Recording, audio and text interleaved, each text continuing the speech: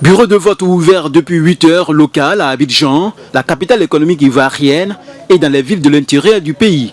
Ce sont environ 7,5 millions d'électeurs ivoiriens qui sont appelés aux urnes ce 6 mars pour renouveler leurs 255 députés. Un scrutin très important car toutes les grandes formations politiques du pays y participent pour la première fois depuis 10 ans. Il est 10 heures passées quand arrive au lycée Sainte-Marie de Cocody l'ancien président Henri Konan Bédié pour s'acquitter de son devoir civique. Tous les Ivoiriens et toutes les Ivoiriennes à voter massivement, à se rendre massivement aux urnes pour donner leur voix à leurs candidats.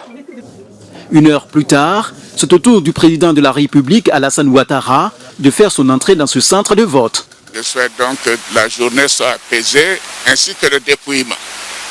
Car je suis sûr que les votes, compte tenu de toute la procédure que je viens de traverser, la procédure traduira la volonté des Ivoiriens dans chaque bureau de vote. Pour ce scrutin à un seul tour, les enjeux sont multiples pour chaque camp. D'ailleurs, les circonscriptions de Yopougon et du Plateau représentent un défi important pour l'alliance PDCI-EDS, les anciens tenants du pouvoir, face au RHDP, le parti aux affaires.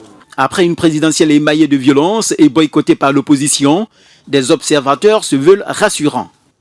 Et notre grand souhait est de voir la journée électorale se terminer dans de très bonnes conditions telles que nous l'avons observé jusque-là. Selon la commission électorale indépendante CEI, seules 1232 candidatures ont été retenues après les contentieux portés devant le Conseil constitutionnel. À noter que le taux de participation reste une des clés de ce scrutin.